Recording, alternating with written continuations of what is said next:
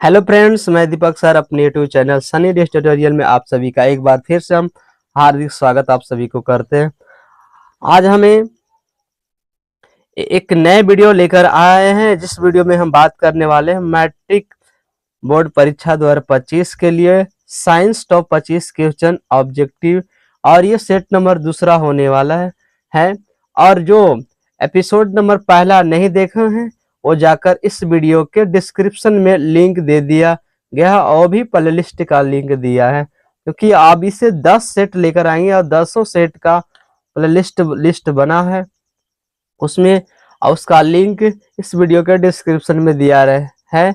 वहां पर जाकर आप पहले क्वेश्चन एपिसोड का से लेकर 25 क्वेश्चन शुरू से अंत तक देखें तो और बहुत मजेदार आएगा उस वीडियो में। तो उस वीडियो के साथ हम एपिसोड नंबर ये दूसरा लेकर आए हैं, और इस वीडियो में भी आप सभी को शुरू से लेकर अंत तक बने रहना है। और 25 क्वेश्चन में आप अपना कॉपी कलम लेकर बैठिएगा कि कितना हम आज का उत्तर सही दे पा रहे हैं, ताकि जिससे एक अनुभव होगा कि आपका जो मैट्रिक के लेवल है किस तरह की तैयारी है। तो अब वीडियो में आगे बढ़ने से पहले हम आप सभी से एक ही गुजारिश करूंगा कि जो अगर मेरे चैनल पर पहली बार आए हैं उस चैनल को सब्सक्राइब जरूर कर ले, और वीडियो को जितना ज्यादा से ज्यादा हो अपने दोस्तों में शेयर करें। तो अब देर न करते हैं, सीधे हम प्रश्न पर बात करेंगे। पहले नंबर प्रश्न में हम देखिए कह रहा है कि शक्ति का मात्रक है। बहुत पहला मजेदार सा क्वेश्चन है मेरे प्यारे दोस्त। हर्ट है, वोल्ट है, वाट है और न्यूटन है। तो जल्दी से अपना उत्तर कमेंट बॉक्स में बताइए कि शक्ति का जो मात्रक है वो क्या है। तो जल्दी से अपना उत्तर बताइए। शक्ति का जो मात्रक है वो मेरे प्यारे विद्यार्थियों, ये शक्ति का मात्रक वाट है। क्या है? वाट है। इस तरह से option number C will be the right answer. शक्ति का जो मात्रक है वो वाट है। और वीडियो को जितना ज्यादा से ज्यादा हो अपने दोस्तों के साथ ग्रुप में शेयर करें, ताकि 2025 का लेटेस्ट सभी चैप्टर का वीडियो बनाकर अपलोड करते रहेंगे। साथ साथ जिन मेरा 10 के सब्सक्राइबर कंप्लीट हो जाएगा उस दिन से आपका वीडियो लाइव चलना शुरू हो जाएगा। तो चलते हैं दूसरे प्रश्न की ओर बढ़ते हैं। प्रश्न संख्या दूसरा में कह रहा है कार्य का मात्रक है। कार्य का मात्रक है जूल, न्यूटन, वाट, डाइन। फटाफट अपना उत्तर कमेंट बॉक्स में दीजिए और अपने कॉपी कलम पर भी सही कीजिए कि आज मेरा 25 में कितना सही हुआ है। तो कार्य का जो एसआई मात्रक है वो क्या है? तो कार्य का जो एसआई मात्रक है मेरे प्यारे साथियों वो आपका जूल है। क्या है? जूल है। Option number A will be the right answer. तो कार्य का एसआई मात्रक क्या है? देखिए स्क्रीन पर लिखा जा रहा है कि आपका जूल है।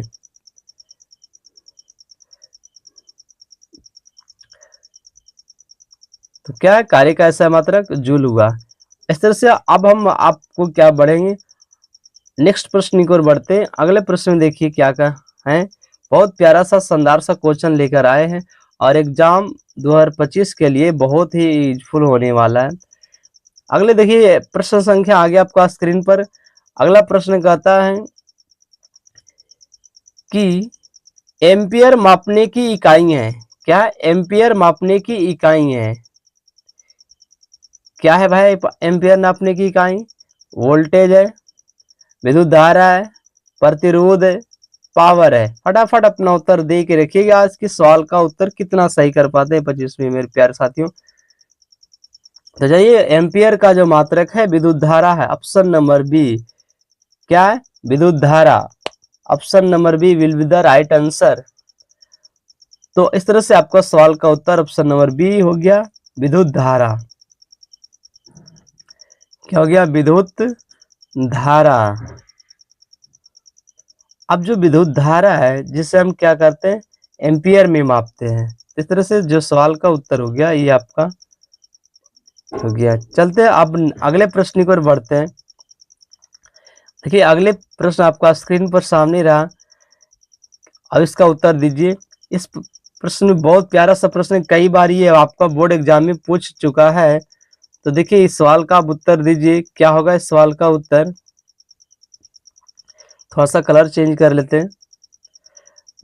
देखिए आपका ये प्रश्न में क्या कर रहा है, कलर मैच नहीं करा, थोड़ा सा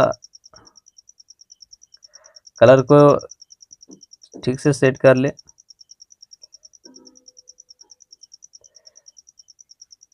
आप कौन सा कलर चूज करते हैं, यही कलर ठीक होगा, डार्क ब्लू। अब देखते हैं कलर कैसा, चलिए ठीक है। तो क्या कर रहा है, प्रकाश की गति है, पहला क्या 9 गुने 10 दी पर पावर 2 मीटर पर सेकेंड, दूसरा 3 गुने 10 दी पर पावर 11 मीटर पर सेकेंड, तीसरा 3 गुने 10 दी पर पावर 8 मीटर पर सेकेंड, और चौथा है 2 गुने 10 दी पर पावर 4 मीटर पर सेकेंड। अब बहुत प्यारा सा प्रश्न है, कई बार बोर्ड एग्जाम में पूछे जा चुके हैं मेरे प्यारे साथियों। सवाल का उत्तर क्या, प्रकाश की गति क्या है, तो प्रकाश की गति क्या है 3 गुने 10 दी पर पावर 8 मीटर पर सेकेंड। इस तरह से सवाल का उत्तर option number C will be the right answer. तो क्या होगा, प्रकाश की चाल आपका क्या होगा 3 गुने 10 दी पर पावर 8 मीटर पर सेकेंड हो जाएगा, ये आपको याद रखना है। अब यहाँ से एक बात ये भी याद रखना कि जो प्रकाश की जो चाल होती है, क्या प्रकाश की जो चाल है, तो निर्वात में जो होता है, निर्वात में प्रकाश की चाल, निर्वात में प्रकाश की चाल, प्रकाश की चाल, प्रकाश की चाल सबसे अधिक, सबसे अधिक, सबसे अधिक होती है। तो याद रखना मेरे प्यारे बच्चों कि निर्वात में प्रकाश की चाल सबसे अधिक होता है, ये भी आपका इम्पोर्टेंट प्रश्न रहा। चलते अब अगले प्रश्न की ओर बढ़ेंगे। अब ये बहुत प्यारा सा प्रश्न रहा आपका, प्रकाश की गति। चलते अगले प्रश्न में, देखिए क्या है आपका स्क्रीन पर। देखिए अगले प्रश्न में बहुत प्यारा सा प्रश्न ये भी आपका है, कहा जो अगले प्रश्न में है कि निम्न में से किस रंग का सबसे लंबा तरंगदैर्घ्य है, तो किस रंग का सबसे लंबा तरंगदैर्घ्य है, जल्दी से अपना उत्तर फटाफट कमेंट बॉक्स में दीजिए। हरा का, पीला का, नीला का, लाल का, जल्दी से अपना उत्तर कमेंट बॉक्स में दे मेरे प्यारे बच्चे। तो क्या है, किस प्रकाश का जो है, तो सब ये ऑप्शन नंबर डी हो जाएगा। लाल रंग का जो प्रकाश का जो तरंगदैर्घ्य वो सबसे लंबा होता है, जिसके कारण ये कुहासे में भी इसका दिखाई दिया जाता है, और ये लाल रंग का जो संकेत है वो खतरे के लिए भी संकेत देता है, क्योंकि इसका तरंगदैर्घ्य सबसे अधिक होता है, जिसके कारण ये घने बादलों, कुहासों इत्यादि में भी दिखाई देता है। तो इसका लाल रंग का जो संकेत खतरे का जो संकेत है वो लाल रंग का ही दिया जाता है, क्योंकि इसका तरंगदैर्घ्य सबसे अधिक होता है। तो याद रखना मेरे प्यारे बच्चे कि लाल रंग का जो तरंगदैर्घ्य होता है सबसे लंबा होता है, अर्थात अधिक होता है। चलते हैं हम अगले प्रश्न की ओर बढ़ते हैं। तो अगले प्रश्न में बढ़ने से पहले आप सभी वीडियो में अंत तक बने रहें। तो देखिए हम यहाँ पर लिख दिया, लाल रंग का तरंगदैर्घ्य सबसे अधिक होता है, क्या होता है, सबसे अधिक होता है, इसे आप याद रखेंगे। हम ये बॉक्स में आपको बंद कर दे रहे हैं। अब चलते हैं नेक्स्ट प्रश्न की ओर। अगले प्रश्न में देखिए क्या मेरे प्यारे बच्चों, तो आज प्रश्न को धुआं धुआं उड़ा देना है 25 में कितना सही करके। तो चलते हैं अगले प्रश्न, जब तक वीडियो में अंत तक बने रहें, आप सबसे यही गुजारिश है। बहुत प्यारा सा प्रश्न लेकर आया, कह रहा धूप के चश्मे की पावर होती है। देखिए बहुत से धूप में चश्मे लगाया तो क्या होता है, किसका पावर जो होता है क्या होता है, 0 डायोप्टर, 1 डायोप्टर, 2 डायोप्टर, 4 डायोप्टर। फटाफट अपना उत्तर कमेंट बॉक्स में दीजिए, और ये सवाल भी कई बार आपका बोर्ड एग्जाम में पूछे जा चुके हैं। इसका सवाल का उत्तर option number A will be the right answer, 0 dioptre हो जाएगा। कितना हो जाएगा, 0 डायोप्टर हो जाएगा। यानी धूप के जो चश्मे की पावर होती है वो 0 डायोप्टर का होता है, क्या होता है, 0 डायोप्टर का होता है। अब यहाँ से देखिए एक बात है, हम ये और बता देते हैं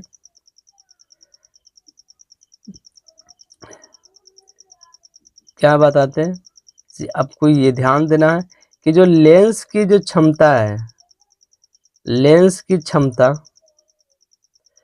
का जो मात्रक है, क्षमता का मात्रक, क्या मात्रक, वो आपको क्या होता है, ये भी कई बार आपका एग्जाम में पूछे जा चुका है। लेंस की क्षमता का मात्रक क्या है, तो लेंस की क्षमता का जो मात्रक है डायोप्टर है। क्या है, डायोप्टर है। ये से भी याद रखना है, क्या करना है, इसे भी याद रखना। आपका बहुत बेहतरीन सा सवाल का उत्तर ये मिला कि लेंस की क्षमता का मात्रक क्या है, तो डायोप्टर है। चलते हैं अब अगले प्रश्न की ओर बढ़ते हैं। बहुत प्यारा सा प्यारा प्रश्न, हमने 25-25 क्वेश्चन का कलेक्शन करके इसी तरह से सेट 10 तक साइंस का लेके आएंगे, 10 मैथ का लेके आएंगे, 10 हिंदी का लेके आएंगे, 10 एसएसटी का लेके आएंगे। आप वीडियो में अंत तक जरूर बने रहिएगा। ध्वनि का वायु में वेग अनुमानता है, यानी कहने का मतलब है कि जो ध्वनि का वायु में वेग कितना होता है, 10 मीटर पर सेकेंड, 10 मील प्रति सेकेंड, 330 मीटर पर सेकेंड की डी में होता है 3 × 10⁻, 10 मीटर पर सेकेंड। फटाफट इस सवाल का उत्तर आप दीजिए। इस तरह से सवाल का जो आपका उत्तर होगा कि ध्वनि का वायु में जो वेग होता है 3 क्या होगा, 330 मीटर पर सेकेंड होगा। Option number C will be the right answer in this question. इस सवाल का उत्तर क्या हो गया, 330 मीटर पर सेकेंड। इसे याद रखना, 330 मीटर पर सेकेंड। वो ध्वनि का जो होता है वायु में जो वेग होता है वो 330 मीटर पर सेकेंड होता है। इसे याद रखना मेरे प्यारे साथियों। ये भी आपका बहुत ही बढ़िया क्वेश्चन है, इसे क्या करना है, याद रखना है आपको। और देखिए अब ये देखते हैं, यहाँ से कहा ठोस में, एक चीज और याद रखना। देखिए लिखते हैं ठोस में जो होता है ध्वनि, ठोस में ध्वनि का जो वेग होता है, ध्वनि का वेग सबसे अधिक होता है। बहुत प्यारा सा प्रश्न, आपका उत्तर यहाँ मिल गया कि पूछेगा ध्वनि का वेग सबसे अधिकतम किसमें होता है, तो किसमें होता है, लिखेगा ऑप्शन वायु में, निर्वात में, ठोस में, कांच में। तो किसमें होता है, तो ठोस में ध्वनि का वेग सबसे अधिक होता है। तो ये भी आप रखिए। चलते हैं अगले प्रश्न की ओर बढ़ते हैं। बहुत प्यारा सा प्रश्न लेकर आए अगला मेरे प्यारे साथियों। ये भी बहुत आपका धुआं उड़ाने लायक प्रश्न है, और वीडियो को जितना दबाकर लाइक शेयर करो और चैनल को सब्सक्राइब साथ में करते जाओ। अगला प्रश्न है, विद्युत ऊर्जा को आंतरिक ऊर्जा में बदलने वाली युक्ति है। कहता है विद्युत ऊर्जा है उसे आंतरिक ऊर्जा में कौन सी ऐसी युक्ति है जो बदल देता है, डायनेमो, ट्रांसफार्मर, विद्युत मोटर, इंडक्टर। तो कौन सा ऐसा है जो कि विद्युत ऊर्जा को आंतरिक ऊर्जा में बदलने की वाली युक्ति है, तो आपका सवाल का जो उत्तर है मेरे प्यारे साथियों, विद्युत मोटर है। क्या है, विद्युत मोटर, जो क्या करता है कि विद्युत ऊर्जा को जो है आंतरिक ऊर्जा में बदल देता है। तो क्या है, ये आपका सवाल का उत्तर option number C will be the right answer, विद्युत मोटर। और ये देखिए डायनेमो जो है ना, ये आंतरिक ऊर्जा को विद्युत ऊर्जा में बदलने का कार्य करता है। चलते हैं नेक्स्ट प्रश्न की ओर बढ़ते हैं। अगले प्रश्न आपका स्क्रीन पर रहा कि सबसे भारी प्राकृतिक तत्व है। बहुत बार पूछा गया मेरे प्यारे साथियों, सबसे भारी प्राकृतिक तत्व कौन है, जल्दी से फटाफट अपना उत्तर कमेंट बॉक्स में दीजिए। सबसे भारी प्राकृतिक तत्व है यूरेनियम, मरकरी, सोना, कैल्शियम। जल्दी से अपना उत्तर, इस सवाल का उत्तर सभी बच्चे से आना चाहिए कि सबसे भारी प्राकृतिक तत्व कौन है। इस तरह से सवाल का उत्तर ऑप्शन नंबर ए यूरेनियम, सबसे भारी प्राकृतिक तत्व है आपका यूरेनियम। इस तरह से आपको ये प्रश्न याद होने चाहिए। और अगले प्रश्न की ओर बढ़ते हैं। ये भी बहुत प्यारा सा प्रश्न है और कई बार एग्जाम में आपका याद चुका है। हमने कहा जो ये प्रीवियस ईयर क्वेश्चन लेकर है, आपको थंबनेल में दिख ही जाएगा कि किस तरह से थंबनेल लगा है। कह रहा है कि शुद्ध सोना कितने कैरेट का होता है, तो मेरे प्यारे साथियों शुद्ध सोना 22 कैरेट के होता है, 24 कैरेट, 28 कैरेट की 20 कैरेट का। जल्दी से अपना उत्तर फटाफट कमेंट बॉक्स में दीजिए। तो शुद्ध सोना जो होता है मेरे प्यारे साथियों 24 कैरेट के होता है। Option number B will be the right answer. अब इस तरह से याद रखना कि शुद्ध सोना 24 कैरेट के होता है, लेकिन 24 कैरेट का आभूषण नहीं बनाए जा सकते हैं। क्यों नहीं बनाया जाता है? क्योंकि ये 24 कैरेट का जो शुद्ध सोना होता है ये मुलायम होता है, जिसके कारण उसे आभूषण बनाने में प्रयोग में नहीं लिया जाता।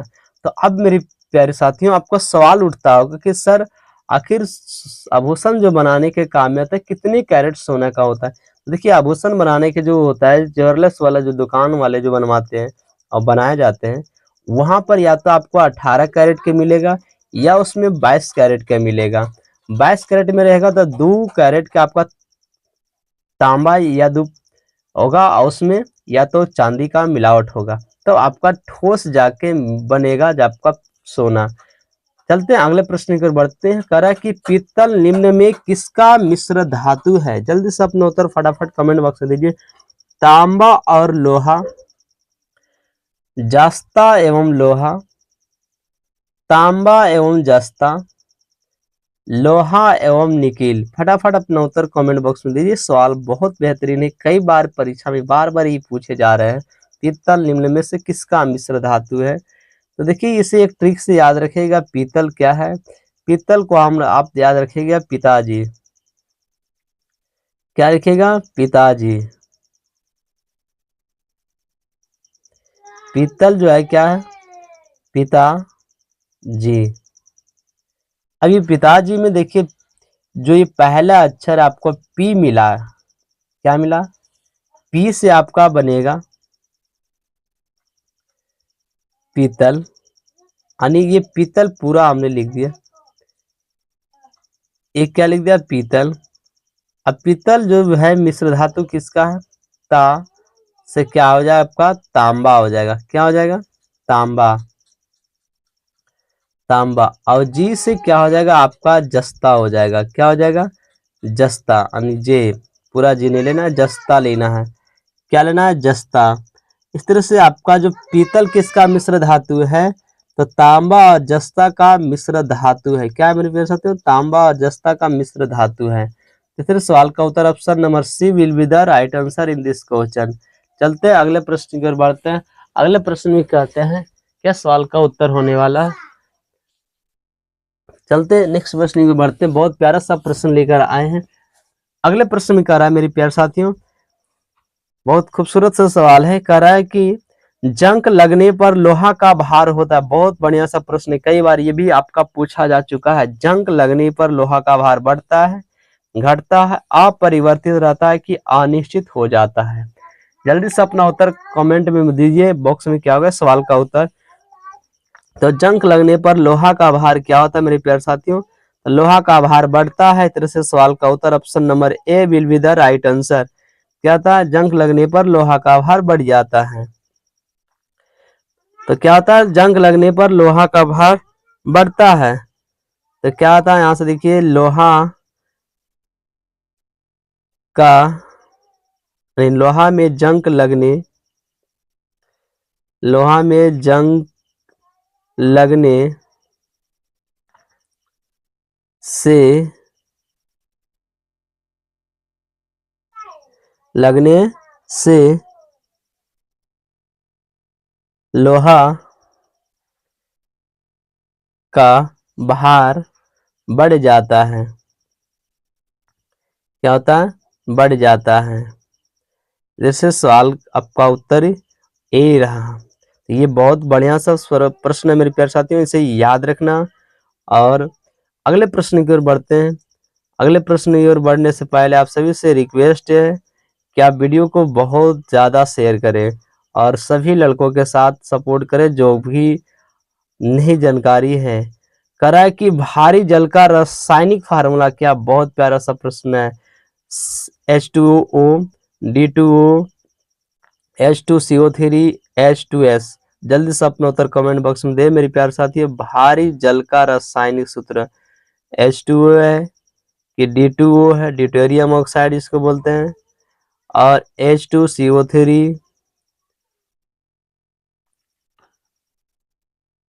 आपका H2S है। जल्दी से अपना उत्तर कमेंट बॉक्स में बताइए। सवाल का उत्तर क्या होगा? भारी जल का रासायनिक फार्मूला क्या होगा? तो फटाफट अपना उत्तर दीजिए। भारी जल का रासायनिक फार्मूला आपका क्या? Option number B will be the right answer, deuterium oxide D2O। क्या हो जाएगा? D2O हो जाएगा।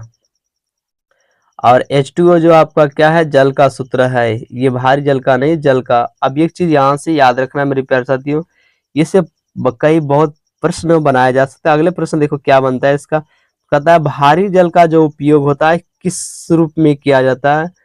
तो कहता है इसका रासायनिक नाम भी देखो, याद रखो। रासायनिक नाम क्या होता है भारी जल का? कई बार पूछ लिया जाता है कि इसका रासायनिक नाम क्या होता है। इसका रासायनिक नाम होता है ड्यूटेरियम, ड्यूटेरियम ऑक्साइड। क्या होता है? Deuterium oxide, oxide.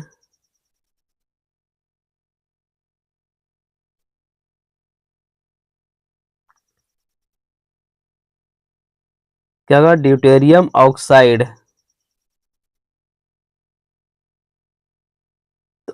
अब इसे याद रखनी, आपका ये भारी जल का रासायनिक नाम हो गया ड्यूटेरियम ऑक्साइड। अब यहां से ये भी आपको ये याद रखना है। अगले में देखिए सर्किल भी थोड़ा सा बंद करने के चक्कर में किसे आपका ये हाईलाइट कर देते हैं कि इसका ये नाम याद रखना है, इसीलिए। अब देखिए इसका जो एक और प्रयोग होता है, क्या होता है? इसका जो प्रयोग किया जाता है, भारी जल का प्रयोग किसके रूप में किया जाता है? इसका जो प्रयोग है, देखिए यहाँ लिख देते हैं नीचे में, ध्यान से समझिएगा स्टार लगा के। इसका प्रयोग इसका उपयोग, दो में से चीज एक ही लिखता है। इसका उपयोग किस में किया जाता है? तो इसका उपयोग मंदक के रूप में किया जाता है। किसके रूप में किया जाता है? मंदक के रूप में किया जाता है। इस तरह से आपका यहाँ सवाल आपका 3 गो यहाँ से आपका कैप्चर होता है।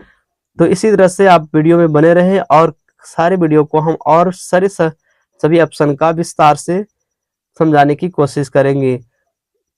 चलते हैं अगले प्रश्न में। देखिए आ ही गया सवाल, जिस सवाल का हमने भी विस्तार कर रहा था कि भारी जल एक प्रकार का है। प्रश्न पूछ ही लिया कि भारी जल एक प्रकार का है। क्या है मेरे प्यारे साथियों? अभी हमने बताया स्क्रीन पर, ये क्या है? शीतलक है, मंदक है, अयस्क है, ईंधन है। फटाफट अपना उत्तर कमेंट बॉक्स में बताइए। अभी हमने बताया कि भारी जल का जो उपयोग होता है किस में होता है?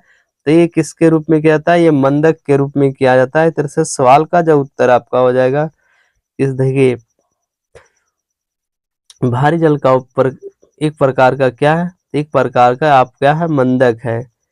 क्या है? मंदक है। तो अब एक प्रकार का ये मंदक है भारी जल। अब इसका उपयोग हम इस तरह से सवाल का उत्तर ऑप्शन नंबर बी हो जाएगा, will be the right answer. तो ये याद रखना है भारी जल का रासायनिक सूत्र, भारी जल का रासायनिक नाम और भारी जल किस प्रकार का जल है? तो मंदक के रूप में काम किया जाता है। बहुत प्यारा सा प्रश्न आपका कई बार बोर्ड एग्जाम में आ चुका है मेरे प्यारे साथियों। इस सवाल का उत्तर आप फटाफट लगा दीजिए कि आप नीला थोथा क्या है? Copper sulphate, calcium sulphate, iron sulphate, sodium sulphate. फटाफट अपना उत्तर कमेंट बॉक्स में दे मेरी प्यारे साथियों कि नीला थोथा एक प्रकार का क्या कहा होता है? तो नीला थोथा एक प्रकार का क्या है? कॉपर सल्फेट होता है। क्या होता है? Copper sulphate. Option number A will be the right answer.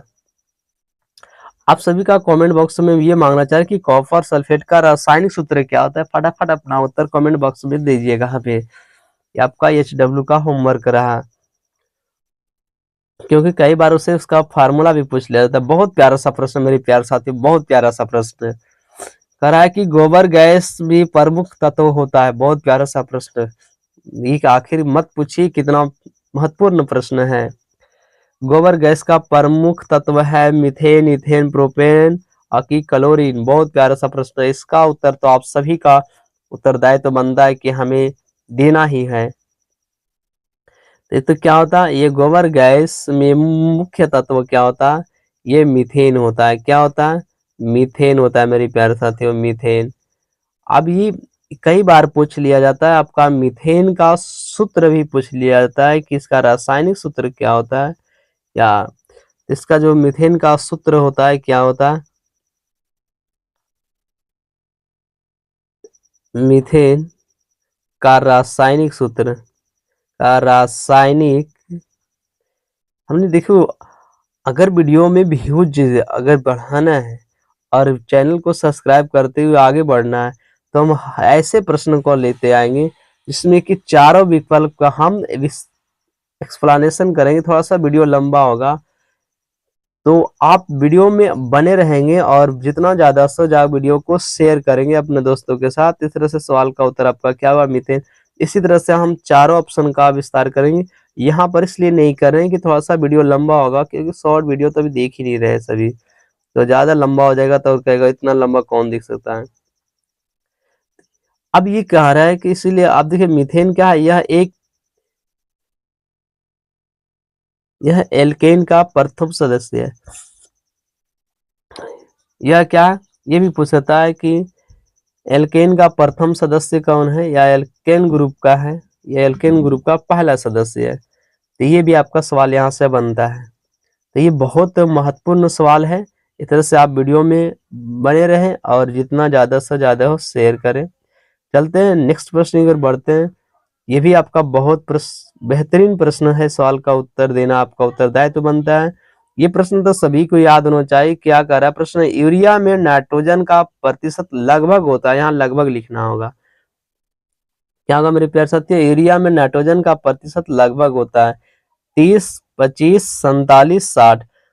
तो देखो यूरिया का जो प्रतिशत होता है वो लगभग 47% होता है। कितना होता है? 47%।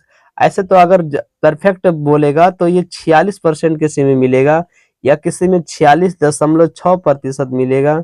इस तरह से, लेकिन ये लगभग में सवाल होगा मेरे साथी, यहाँ पर लगभग समझना कि 46% नहीं, लगभग 47%, क्योंकि ये 46.6% से पार कर जाता है इसका एग्जैक्ट वैल्यू में, तो ये 47 के करीब पहुंच जाता है। इस तरह से 46 नहीं दिया, अगर 47 नहीं है 46.6 है तो आपको 46.6 मार के आगे बढ़ना है मेरे प्यारे साथियों।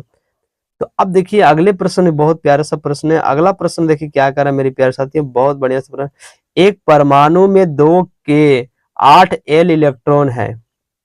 परमाणु के एस और पी ऑर्बिटलों में इलेक्ट्रॉनों की संख्या क्या होगा मेरे साथियों?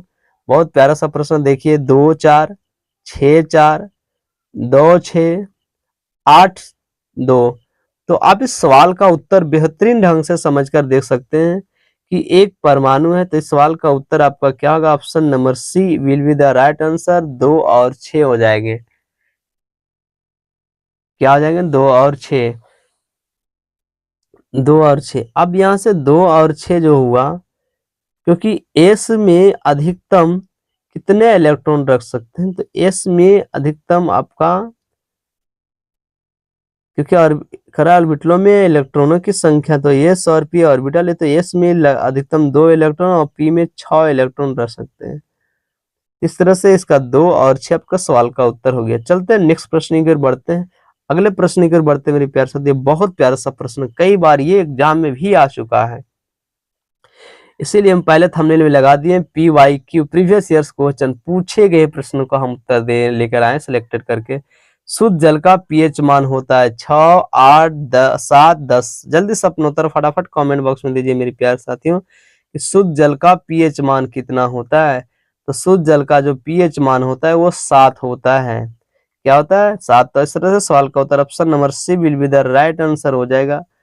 तो अगले प्रश्न की ओर अब बढ़ते हैं। अगले प्रश्न में कहा, देखिए अभी हमने इसका चर्चा किया था मीथेन वाला को, तो ये आखिर फिर प्रश्न में आएगा, क्योंकि हम बताए थे कि रासायनिक सूत्र भी याद रखना है। देखो पूछ दिया यहाँ पर, कहा मीथेन का रासायनिक सूत्र क्या होता है मेरे प्यारे बच्चे? तो जल्दी से अपना उत्तर कमेंट बॉक्स में दीजिए कि मीथेन का रासायनिक सूत्र क्या होता है। C2H6 CH4 C2H2 C2H4। फटाफट अपना उत्तर कमेंट बॉक्स में दीजिए। बहुत प्यारा सा प्रश्न, कई बार आ चुका है, इसका अनगिनत है कि मीथेन का रासायनिक सूत्र क्या होता है। और मीथेन का जो रासायनिक सूत्र होता है क्या मेरे प्यारे साथियों? CH4 होता है। क्या होता है? CH4। और ये चैप्टर एक कार्बन पढ़ना तथा उनके यौगिक, उसी का ये चैप्टर है। ये क्या है? तीसरे से सवाल का उत्तर option number B will be the right answer. चलते हैं अगले प्रश्न की ओर बढ़ते हैं। अगले प्रश्न में देखिए क्या रहा, बहुत प्यारा सा प्रश्न है, ये आपका बायोलॉजी से सवाल लिया गया। अगले प्रश्न में क्या है मेरे प्यार से ध्यान से समझिएगा। करा पृथ्वी पर सबसे प्रचुर पुराना जीव कौन सा है? सॉरी क्या, पृथ्वी पर सबसे पुराना जीव कौन सा है? नील हरित शैवाल, कवक, अमीबा, युगलिना। जल्दी से अपना उत्तर फटाफट कमेंट बॉक्स में दीजिए। आज आप अपना कमेंट बॉक्स में जरूर बताइएगा हमें कि 25 में से कितना सही हुआ आपका तीसरे सवाल का उत्तर नील हरित शैवाल। तो चलते हैं अगले प्रश्न की बढ़ते हैं। अगले प्रश्न बहुत प्यारा सा प्रश्न मेरे प्यारे साथियों, बहुत महत्वपूर्ण प्रश्न है। करा कि मटर पौधा है, क्या है? मटर पौधा एक प्रकार का क्या है? शाक है, पुष्प है, झाड़ी है, इनमें कोई नहीं। फटाफट अपना उत्तर कमेंट बॉक्स में दीजिए, क्या है मटर पौधा? तो मटर पौधा क्या होता है? इसका जो एक होता है, मटर का जो पौधा होता है एकदम बिल्कुल लचीला और कमजोर होता है। क्या होता है? कमजोर होता है। तो जो पौधे कमजोर भी पाए जाते हैं वो उसको शाक बोला जाता है। क्या? शाक बोला जाता है। इस तरह से सवाल का उत्तर आपका option number A will be the right answer हो जाएगा। इस सवाल का उत्तर क्या हो जाएगा? Option number A. इस तरह से सवाल का उत्तर option number A will be the right answer. मटर पौधा एक प्रकार का क्या है? शाक है। चलते हैं अगले प्रश्न की ओर बढ़ते हैं मेरे प्यारे साथियों। अगले प्रश्न में देखिए क्या कर रहा है, बहुत प्यारा सा प्रश्न है। अगला प्रश्न है, इस सवाल का में क्या है? कह रहा है कि जो ये प्रश्न है आपका बहुत ही बेहतरीन है। करा प्रश्न संख्या अगले में करा, टमाटर में लाल रंग का कारण है, क्या है कारण? कैप्सेसिन है, लाइकोपीन है, जैंथोफिल है, कोई नहीं है। फटाफट अपना उत्तर कमेंट बॉक्स में दीजिए कि टमाटर में लाल रंग का कारण क्या है। तो टमाटर में जो लाल रंग का कारण है वो किसके कारण है? तो लाइकोपीन के कारण है। किसके कारण है? लाइकोपीन के कारण आपका टमाटर का रंग लाल होता है। क्या होता है? आपका टमाटर का रंग लाल होता है लाइकोपीन के कारण। तो इस तरह से सवाल का उत्तर ऑप्शन नंबर आपका B will be the right answer in the question. फटाफट अपना उत्तर दीजिए, सवाल का उत्तर कितना हुआ। अगले प्रश्न की ओर बढ़ते हैं। अगले प्रश्न में देखिए क्या है, बहुत बेहतरीन सा प्रश्न मेरे प्यारे साथियों। आपका ये सवाल रहा, कपास का प्रमुख घटक है, क्या है? कपास का प्रमुख घटक है, क्या है? प्रोटीन है, वसीय अम्ल है, सेलुलोस है कि ग्लिसरीन है? फटाफट अपना उत्तर कमेंट बॉक्स में दीजिए कि कपास का प्रमुख घटक क्या है मेरे प्यारे साथियों। तो कपास का जो प्रमुख घटक है वो क्या है? कपास का जो प्रमुख घटक है आपका क्या है? तो आपका सेलुलोस है। क्या है? सेलुलोस है। कपास का प्रमुख घटक आपका क्या रहा? सेलुलोस रहा। इस तरह से जो सवाल का उत्तर आपका हो जाएगा option number C will be the right answer हो जाएगा। इस तरह से इस क्वेश्चन का उत्तर क्या हो जाएगा? सी हो गया। चलते हैं अगले प्रश्न की ओर बढ़ते हैं। अगले प्रश्न में क्या रहा है मेरे प्यारे साथियों, बहुत प्यारा सा प्रश्न है और ये आज का अंतिम प्रश्न है मेरे प्यारे साथियों। और इस प्रश्न में आगे बढ़ने से आप वीडियो को लाइक शेयर तथा चैनल को सब्सक्राइब जरूर कीजिएगा। लोहे का अंश सबसे अधिक पाया जाता है सेब में, अंडों में, हरी सब्जियों में, दूध में। फटाफट अपना उत्तर कमेंट बॉक्स में बताइए मेरे प्यारे साथियों कि लोहे का अंश सबसे अधिक पाया जाता है किसमें पाया जाता है। तो कहता है जो लोहे का क्या, हरी सब्जियां,